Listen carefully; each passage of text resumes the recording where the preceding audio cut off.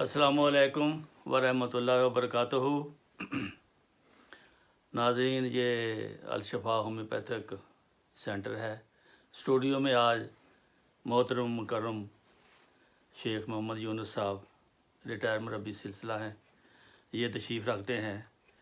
آج مجھے ایک ڈاک بھیجی ہے کسی دوست نے، میں پڑھ کے حیران ہو گیا ہوں۔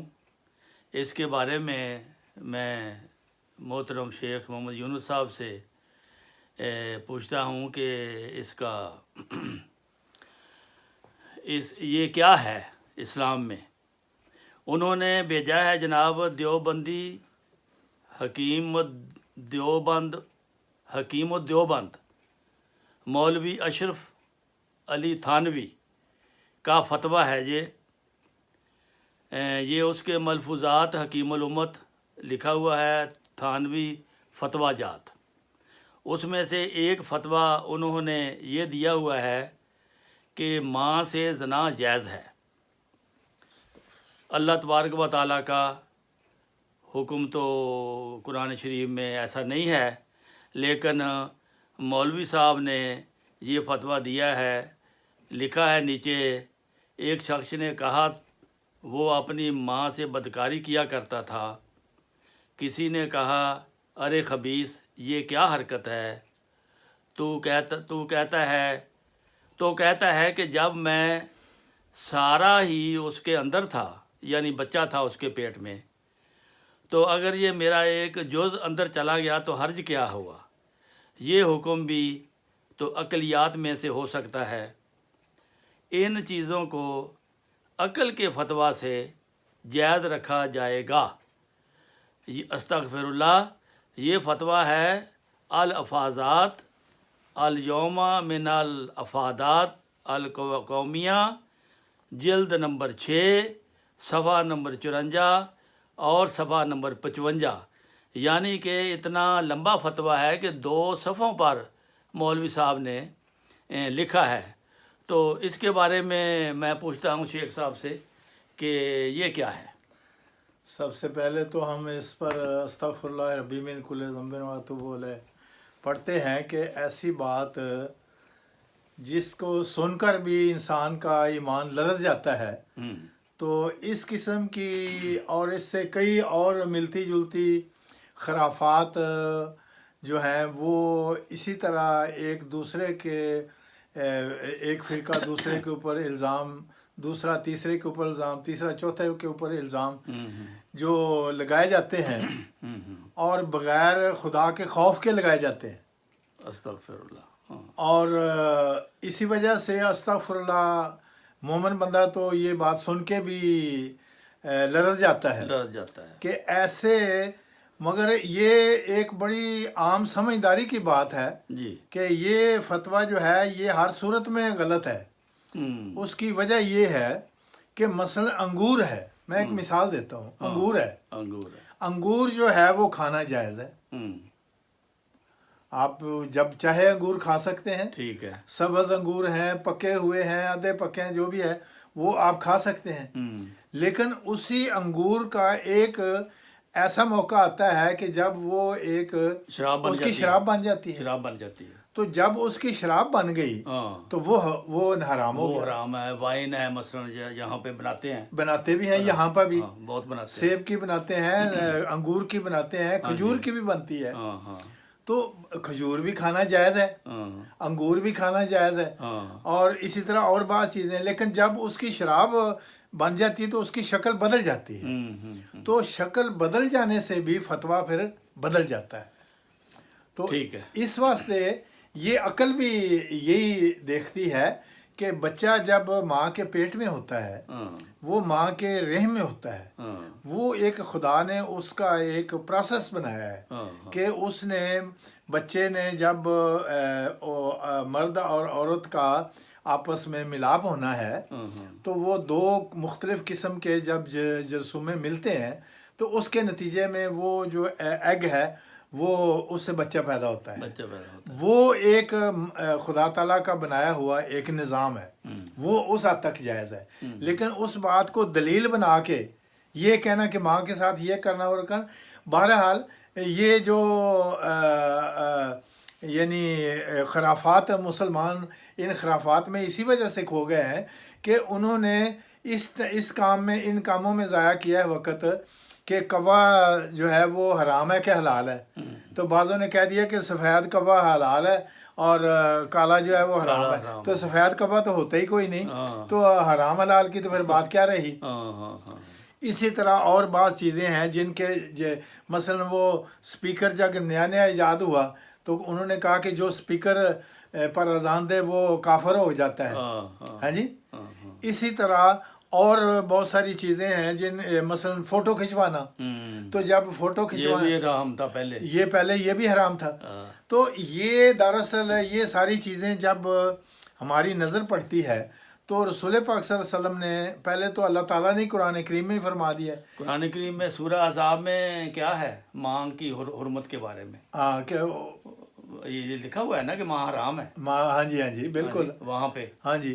تو میں جو بات کرنے لگا ہوں وہ یہ ہے کہ اللہ تعالیٰ قرآن کریم میں سورۃ الفرقان میں فرماتا ہے قال رسول ہو, کہ ایک زمانہ آئے گا کہ رسول کہہ اٹھے گا یا رب انا قومی اتخذوا ھذا القرآن مہجورا, کہ اے خدا یہ قوم کا حال اس وجہ سے یہ ہوا ہے کہ انہوں نے قرآن کو مہجور کی طرح چھوڑ کے پھینک دیا, یعنی قرآن پہ عمل نہیں کیا اور ان خرافات میں اپنا ٹائم ضائع کر دیا, اپنے عقل سے کام لیتے ہوئے, عقل سے کام لینے کے باوجود وہ خرافات میں پڑے رہے, وقت ضائع کر دیا اور اسلام کی اشاعت نہیں کی. اور امام مہدی کے آنے کا اسی وجہ سے ضرورت پیش آئی ہے کہ ان خرافات ایک دوسرے پر جو فتویٰ بازی ہے اس کو ختم کر کے تو یہ رسول اللہ علیہ وسلم نے فرمایا تھا اور اللہ تعالیٰ نے قرآن کریم میں بھی فرمایا کہ وَاعْتَصِمُوا بِحَبْلِ اللَّهِ جَمِيعًا, یعنی قرآن کو پکڑو, کہ تم سارے مل کر قرآن کو پکڑو, پھر کامیابی ہے. تو ان فتووں سے, ان حرام حلال کے خرافات سے, ان کفر کے فتووں سے نکالنے کے لیے تو امام مہدی علیہ السلام کو اللہ تعالیٰ نے بھیجا ہے. بالکل. اور امام مہدی علیہ السلام کی بارے میں جب یہ لوگ کہتے ہیں کہ جی علماء سلف صالحین کے اقوال بھی موجود ہیں, حدیث بھی موجود ہے, فقہ کی کتابیں بھی موجود ہیں اور علماء کرام بھی موجود ہیں, تو امام مہدی کی ضرورت کیا ہے پھر؟ تو امام مہدی کی ضرورت تو اس لیے ہے کہ جو خدا تعالیٰ نے اپنا کلام رسول اللہ علیہ وسلم پر نازل کیا اس کو رسول کہہ اٹھا کہ اس قوم نے اس قرآن کو چھوڑ دیا اور اپنے پیٹھ پیچھے پھینک دیا اور ان خرافات میں وہ لگ گئے. تو حضرت مسیح موعود علیہ السلام نے بھی آ کے یہ شعر بھی ایک میں فرمایا ہے کہ قوم پہ ادبار تب آیا جب تعلیم قرآن کو بلایا, کہ انہوں نے اس خرافات میں پڑ گئے, ان فتووں میں پڑھ کے ایک دوسرے سے نفرت بانٹی اور قرآن کو ایک طرف پھینک دیا. تو خدا تعالیٰ کے امام مہدی علیہ السلام نے آ کر خدا کے جو رسول کا غلام آیا ہے اس نے سب سے پہلے قرآن کی تفاسیر سے جو اس قسم کی غلطیاں تھیں وہ نکالی ہیں کہ ان باتوں کو چھوڑو, کہ ان جو خرافات ہیں جو ایک دوسرے پر نفرت پھیلانے کی باتیں ان کو چھوڑو, قرآن پہ عمل کرو اور آؤ سارے اکٹھے مل کے ہم قرآن کی اشاعت کریں. یہ امام مہدی علیہ السلام آنے کی یہ ضرورت ہے اور اس کے یہ خلاف ہے, اور اس لیے وہ خلاف ہے کہ یہ قرآن کی کیوں بات کرتا ہے, کیوں قرآن کی بات. اور تو انہوں نے آج تک بتایا کہ انہوں نے کون سی بری بات کی ہے, اس کی درست باتوں کو غلط ثابت کرنے کے لیے جھوٹ بولتے ہیں. مثلا سب سے بڑا جھوٹ یہ بولتے ہیں کہ جی مرزا صاحب نے تو اپنا قرآن پیش کر دیا ہے. کون سا اپنا قرآن پیش کیا؟ جی وہ جو تذکرہ میں جو الہامات ہیں یا جو حضور کو کشف یا رویا یا کشوف دکھائے گئے ہیں تو اس سارے کو یہ کہتے ہیں کہ یہ ان کا قرآن ہے. بھئی ہمیں بتاؤ کہ ہم نے کسی جگہ اس کو قرآن کے طور پر مانا ہے؟ ہم تو اس کو قرآن نہیں مانتے. یہ خدا تعالیٰ کی کچھ پیش گوئیاں ہیں جو ہر رسول کو دی جاتی ہیں, بلکہ ہر امتی نبی کو صحائف دیے جاتے ہیں, علوم سکھانے کے لیے بھی دیے جاتے ہیں. جو علوم کو خدا تعالیٰ نے پہلے سے نازل کی اس کی تشریح کرنے کے لیے بھی بتائے جاتے ہیں, اس کی درست تشریح کرنے کے لیے بھی بتائے جاتے ہیں کہ آپ نے اس کی درست تفسیر کرنی ہے اس لیے بھی بتائے جاتے ہیں. مثلا رسول پاک صلی اللہ علیہ وسلم کو کسی حضرت عائشہ نے کو کسی نے پوچھا کہ بھئی رسول پاک صلی اللہ علیہ وسلم کے آپ اخلاق کی بات اگر کرنی ہو تو مختصر الفاظ میں کیا کر سکتے ہیں؟ تو آپ نے حضرت عائشہ رضی اللہ عنہ نے فرمایا کانا خلقہ القرآن، کہ اس کے اخلاق تو پورا قرآن بھرا پڑا ہے، پورا قرآن کریم کی ہر آیت جو ہے بالکل وہ رسول پاک صلی اللہ علیہ وسلم کی وہ اخلاق سے بھری ہوئی ہے، وہ خلق سے ہاں جی۔ پھر مسیح موعود علیہ السلام نے آ کے کیا فرمایا؟ آپ نے فرمایا کہ جو لوگ قرآن کو عزت دیں گے وہ آسمان پر عزت پائیں گے۔ اچھا، پھر اللہ تعالیٰ نے یہ فرمایا خیر، رسول صلی اللہ علیہ وسلم نے پھر یہ فرمایا خیرکم من تعلم القرآن وعلمہ، تم میں سے بہتر انسان وہ ہے جو قرآن خود سیکھتا ہے اور دوسروں کو سکھاتا ہے۔ تو امام مہدی علیہ الصلوۃ والسلام کی ہر بات میں آپ کو قرآن کا جو قرآن پر فوکس نظر آئے گا، قرآن کے حوالے کے ساتھ بات کریں گے، حوالے کے ساتھ بات کریں گے۔ اور آپ نے یہ فرمایا کہ نور فرقاں ہے جو سب نوروں سے اجلا نکلا، پاک وہ ذات جس سے یہ انوار کا دریا نکلا۔ تو یہ وہ رنگ تھا جو حضرت امام مہدی علیہ الصلوۃ والسلام کے ذریعے سے دنیا کو اس طرف لگانا مقصد تھا کہ آؤ سارے مل کے قرآن کو پکڑیں، قرآن کو اپنا ہم سرچشمہ سمجھیں، اس پہ عمل کریں، اور اس پر عمل کریں، اور دنیا کو بھی اس کی طرف لائیں، اور اسی میں ہماری کامیابی ہے، اور اسی میں ہماری کامیابی ہے۔ مربی صاحب، اگر ان مولویوں کے فتویٰ کی طرف جائیں، اس کی طرف، جیسا کہ انہوں نے قرآن کو چھوڑ کر ایک ایسا فتویٰ دیا ہے جو قرآن کریم کی تعلیم کے خلاف ہے، اور کل کو تو یہ پھر انگور سے نکلی ہوئی شراب بھی حلال کہیں گے، ہاں جی، کہ وہ بھی اس کا حصہ ہی ہے، ہاں اس کا حصہ ہی ہے، اس کا حصہ ہی ہے۔ اس طرح جو شراب بنتی ہے سیب سے، اس کو بھی کہیں گے یہ حلال ہو گئی ہے، یہ حلال ہو گئی ہے۔ تو میں یہ توہین رسالت نہیں ہے؟ ہاں، یہ بھی تو کہ رسول اللہ صلی اللہ علیہ وسلم نے جس چیز کو حرام قرار دیا ہے اس کو یہ جائز قرار دے دیں، اور یہ توہین رسالت کی حفاظت کرنے والے ملا جو پاکستان میں ہیں وہ کہاں ہیں؟ وہ دیوبندی کا یہ میں نے جو حوالہ دیا ہے، یہ حوالہ پڑھ کر دیکھیں کہ تمہارے ملک میں رہنے والے دیوبندی سب سے بڑے جو ہیں جن کا فتویٰ چلتا ہے، ان کا یہ فتویٰ قرآن کریم کے خلاف ہے۔ کیا یہ توہین رسالت نہیں اس کو آپ سمجھتے؟ تو یہ اب آپ کا کام ہے کہ ان سے پوچھیں کہ یہ کیسے فتوے دے رہے ہیں اور کیوں دیے۔ ڈاکٹر صاحب، میں نے آپ کو ایک شاید وہ بتایا بھی تھا کہ تبلیغ کے دوران میں یہ گیمبیا سے اپنا سیرالیون کے ساتھ جو دوسرا ملک ہے، وہاں مجھے یہ پیش آیا واقعہ کہ وہاں پہ ہم گئے تو ایک عالم دین تھے، تو میں نے ان کو کہا کہ بھئی میں فارغ بیٹھا ہوں، کوئی کتاب ہی لے کے آؤ۔ تو وہ حدیث کی ایک سعودی عرب کی یا مصر کی چھپی ہوئی کوئی کتاب تھی جو مختلف حدیثوں کا مجموعہ تھا، تو وہ انہوں نے مجھے لا کے پکڑایا۔ تو میں جب وہ کھول کے دیکھا تو اتفاق ایسا ہوا کہ وہ اچانک ہی وہ ٹائٹل اس کا ایسی جگہ سے نکل آیا کہ جس پر لکھا ہوا تھا کہ علماء کرام کی صفات، علماء کرام کی صفات۔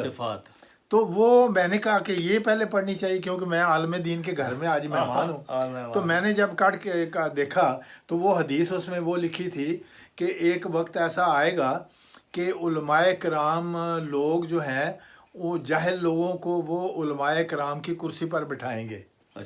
تو وہ جب علماء کرام سے سوال کریں گے تو وہ چونکہ وہ تمام علماء کرام جو ہیں وہ قرآن تو پڑھے ہوئے نہیں، قرآن تو انہوں نے پھینک دیا ہوا ہے پیٹھ کے پیچھے، ہاں، تو ان کو پتہ تو سر ہے کچھ نہیں۔ تو وہ چونکہ علماء خود جاہل ہوں گے تو وہ جو سوال کرنے والے ان کو بھی جاہل بنا دیں گے۔